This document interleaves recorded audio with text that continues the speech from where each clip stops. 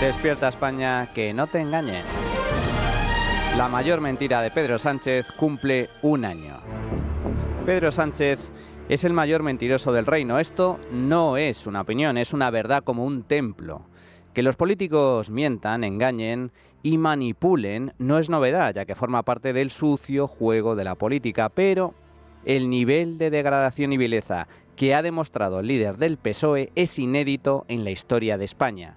Carece de precedentes. Ejemplos hay muchos, miles diría yo. Sus mentiras darían para hacer un libro. ¿Qué digo un libro? Más bien una enciclopedia. Mintió sobre el posible pacto con Podemos para formar gobierno. Hoy podría ser presidente del gobierno y probablemente en el rótulo que ustedes están presentando mi persona no pondría presidente del gobierno en funciones, sino un presidente del gobierno con plenas competencias. Pero fíjese, ese gobierno sería un gobierno de coalición donde el problema sería que, bueno, pues tendría que haber aceptado, por ejemplo, que el ministro de Hacienda, el ministro de la Política Energética o el ministro que se encarga de las pensiones en nuestro país, de la Seguridad Social, fuera pues una persona del círculo cercano y de confianza del señor Iglesias con poca experiencia política o de gestión pública. Bien, yo sería presidente del gobierno y tengo que reconocerle que sería un presidente del gobierno que no dormiría por la noche. Mintió sobre el pacto con Esquerra. Yo no voy a permitir, con todos los respetos hacia los votantes de Esquerra Republicana, que la gobernabilidad de España descanse en partidos independentistas. Mintió sobre el pacto con Bildu. Si estoy diciendo que con Bildu no vamos a pactar, si quieres lo digo 5 veces o 20 durante la entrevista, con Bildu no vamos a pactar. Con Bildu, se lo repito, no vamos a pactar. Mintió sobre el fugado Puigdemont.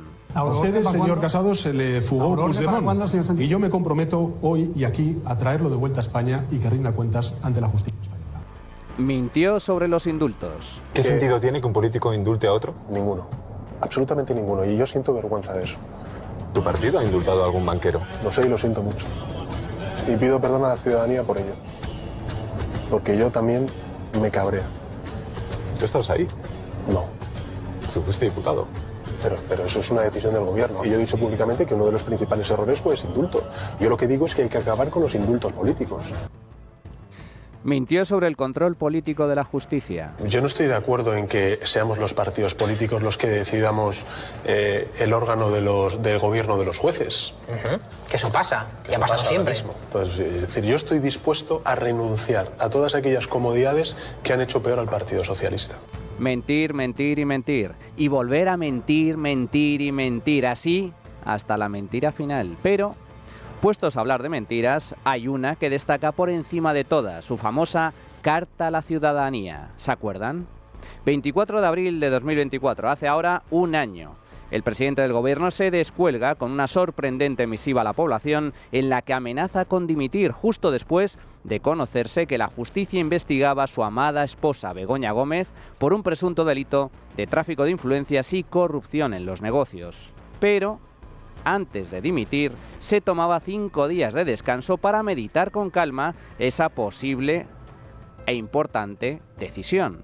Evidentemente, todo era un paripé, un embuste, un engaño, una burda falsedad, una patraña, pura falacia, una bola, una trola, un cuento chino y de los gordos.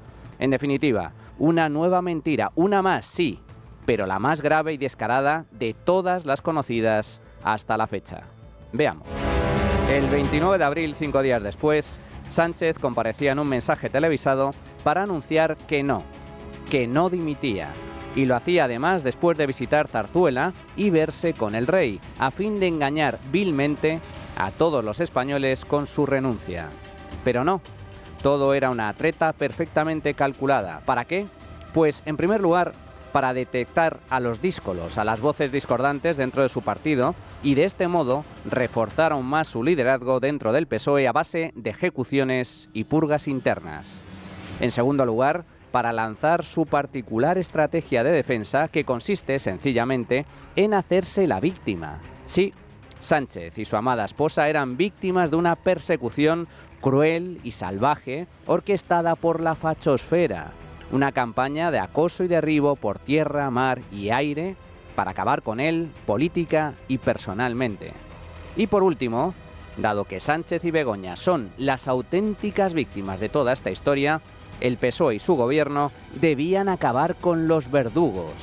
¿Quiénes? los jueces independientes, la prensa libre y finalmente los partidos de la oposición. Así lo anunciaba entonces el presidente. España debía cambiar, el país debía afrontar un punto y aparte, una regeneración. He decidido seguir con más fuerza si cabe al frente de la presidencia del Gobierno de España. Esta decisión no supone un punto y seguido, es un punto y aparte, se lo garantizo. Por eso asumo ante ustedes mi compromiso de trabajar sin descanso, con firmeza y con serenidad por la regeneración pendiente de nuestra democracia y por el avance y la consolidación de derechos y de libertades. Asumo la decisión de continuar con más fuerza si cabe al frente de la presidencia del Gobierno de España. Pero, ¿cambiar hacia dónde? Llevamos demasiado tiempo dejando que el fango colonice impunemente la vida política, la vida pública, contaminándonos de prácticas tóxicas inimaginables hace apenas unos años. O sea, que hay que limpiar el fango. ¿Y qué es el fango, según Sánchez?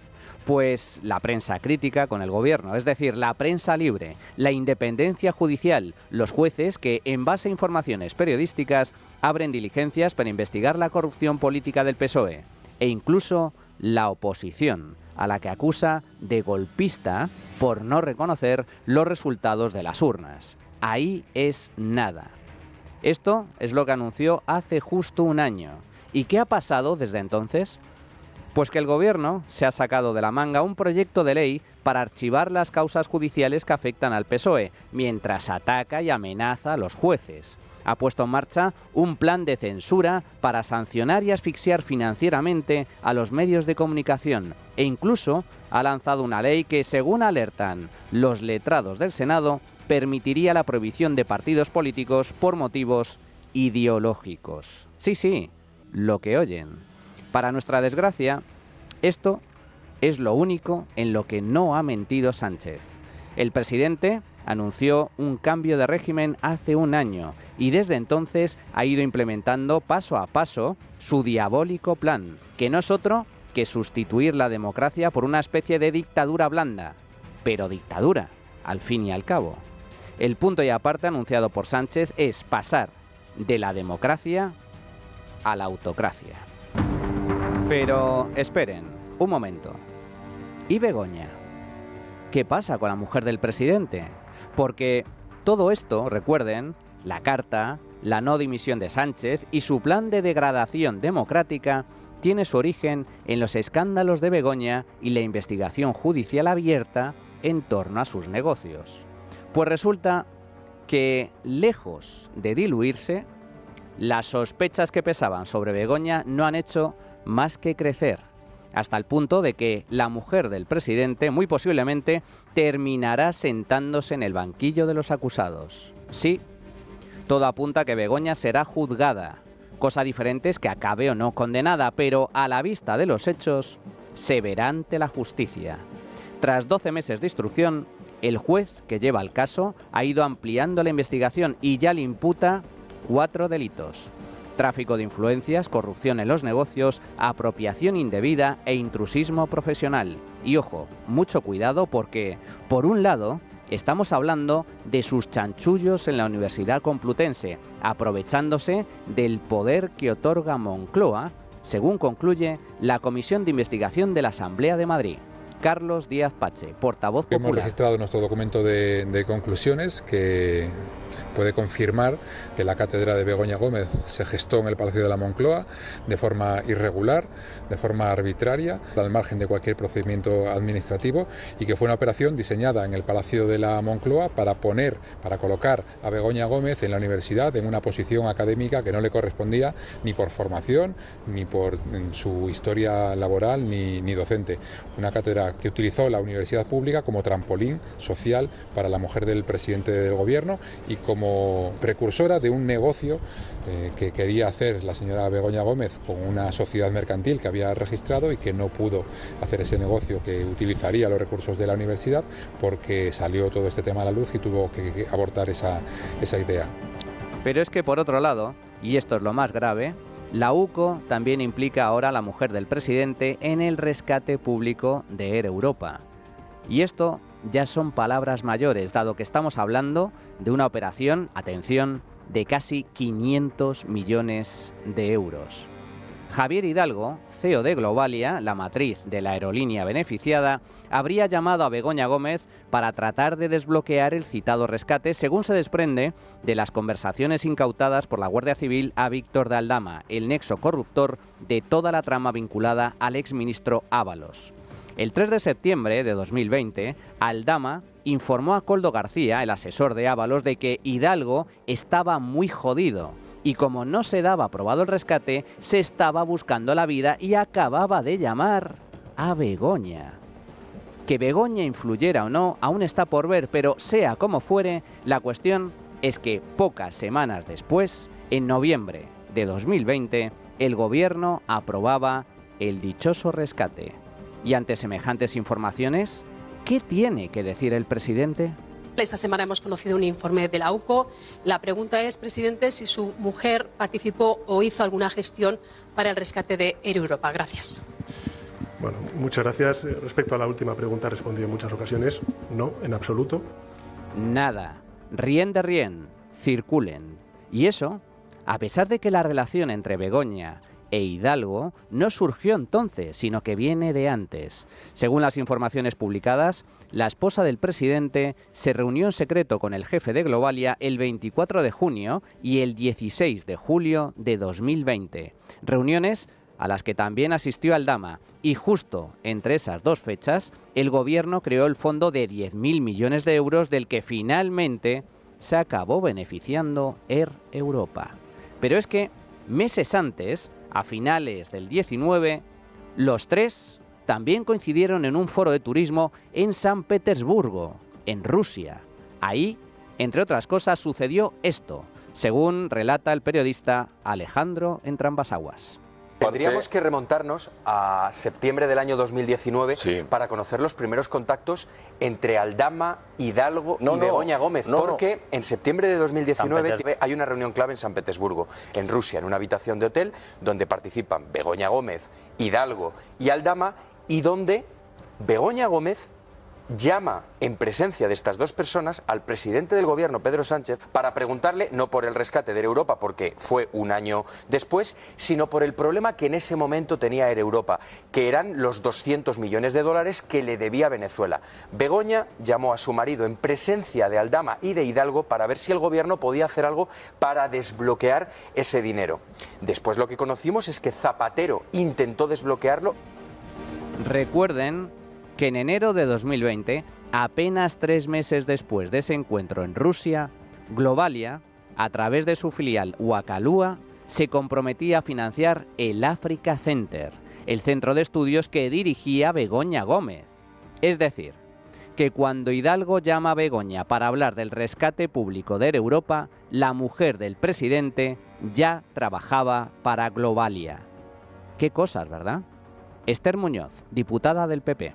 Todo indica, según vemos en las informaciones que salen de ese informe de la UCO, que el presidente del gobierno podría haber rescatado a una compañía para la que trabajaba su mujer, porque la empresa llamó a su mujer para que se agilizaran los trámites de ese rescate. Y vuelvo a repetirlo porque es que es muy grave. La Guardia Civil, en el marco de una investigación judicial, cree que la empresa que fue rescatada con dinero público por parte del gobierno de Pedro Sánchez agilizó sus trámites porque llamó a la mujer del presidente del gobierno que trabajaba y tenía sueldo de esa empresa. La responsabilidad de todo lo que está pasando es del presidente Sánchez, que es el que ha permitido absolutamente todo esto. Y el que permite que todo siga en su sitio y que nadie haya dimitido. Estamos viendo todos los casos de corrupción, de la trama de las mascarillas, de Koldo, de Ábalos, los paradores. Estamos viendo absolutamente todo y no ha dimitido nadie. Es que a día de hoy no ha dimitido nadie. Pedro Sánchez tiene que dimitir inmediatamente. El matrimonio Sánchez-Gómez tiene que abandonar la Moncloa. Desconozco si todo esto es o no constitutivo de delito. Esa es tarea de los jueces, no de la prensa, pero sea o no ilegal, lo que está claro es que es indecente, inmoral e inaceptable. Y aquí, amigos, no dimite nadie. Aunque lo más grave es que Sánchez está dispuesto a todo, incluso a atacar la democracia, con tal de tapar sus vergüenzas. La mayor mentira de Sánchez acaba de cumplir 1 año. El presidente y su mujer no son las víctimas de esta historia. No hay complot, no hay pseudomedios, no hay fachosfera. Las únicas víctimas son todos los españoles y la democracia misma.